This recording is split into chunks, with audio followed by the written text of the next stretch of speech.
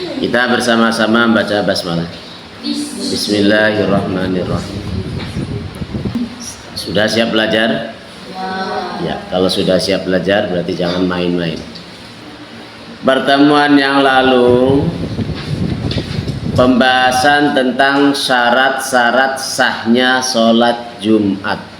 Artinya sholat Jumat itu bisa sah atau jadi sah apabila memenuhi 4 syarat.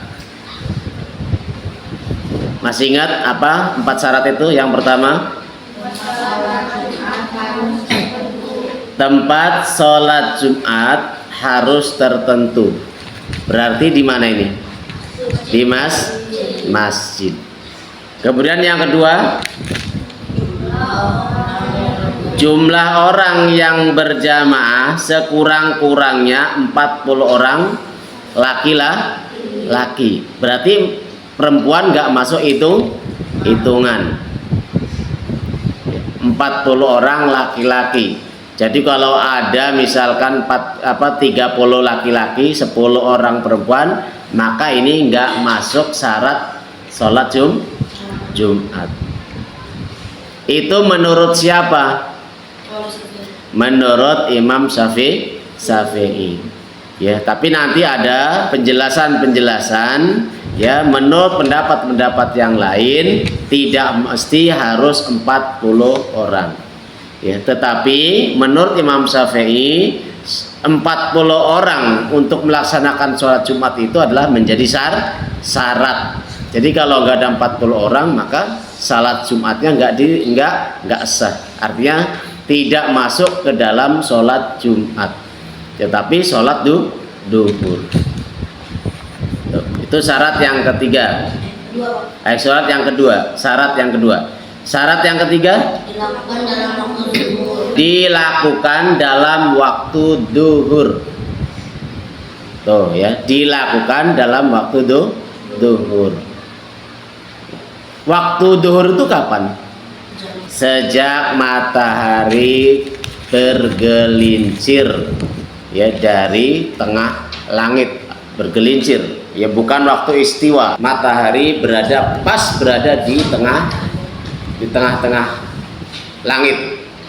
Ya, maka waktu duhur ini adalah apabila sudah tergelincir. Nah, berarti itu adalah waktu sholat Jumat dilakukan pada waktu itu. Kalau bukan pada waktu duhur, ya bukan pada waktu matahari setelah bergelincir, ke arah mana? Barat. Ke arah barat, ya bergelincir ke arah barat. Bukan waktu istiwa. Istiwa itu pas pertengahan. Jadi kalau pertengahan itu kalau kalian berdiri di tengah lapang, persis matahari itu berada di kepala kalian, itu namanya waktu istiwa, pertengahan. Nah itu adalah larangan untuk sholat. Maka waktu sholat duhur apabila matahari telah bergelincir, artinya sudah pindah dari tempat pertengahan langit itu namanya waktu duhur. Maka syarat sholat Jumat itu masuknya waktu duhur. Itu syarat yang ketiga. Syarat yang keempat,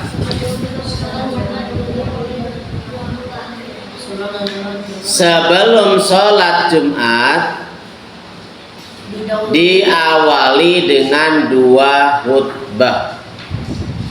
Awas nih, sholat Jumat berapa rakaat? 2 rakaat.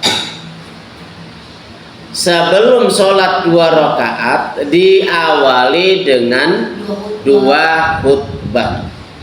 Apa yang membedakan antara khutbah 1 dan khutbah 2?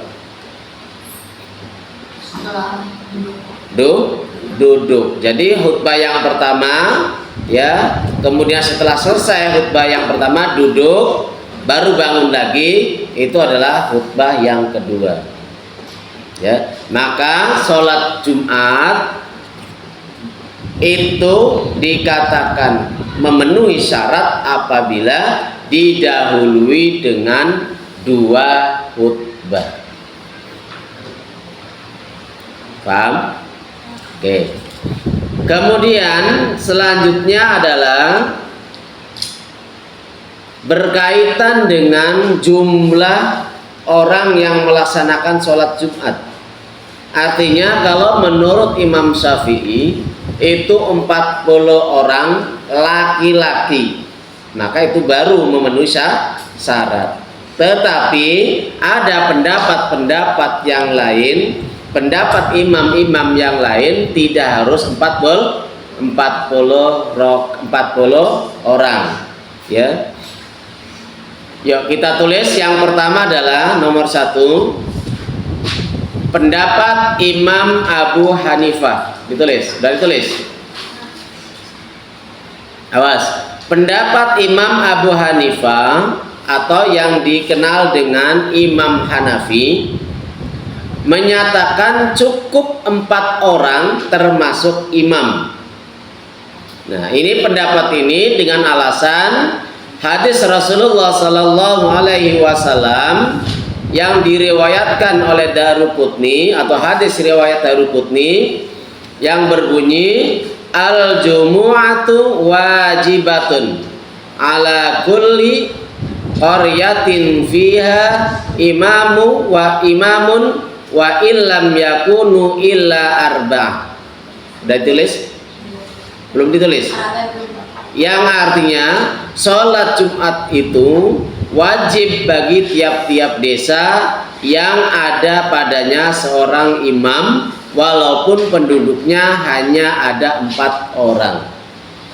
Tuh ya, berarti menurut Imam Hanafi ya tidak harus 40, tetapi cukup ya sekalipun ada orang 4 ya, salah satunya yang bisa memenuhi syarat menjadi imam, maka sah sholat Jumat. Itu menurut Imam Hanafi. Ya. Oke, kita tulis dulu hadisnya.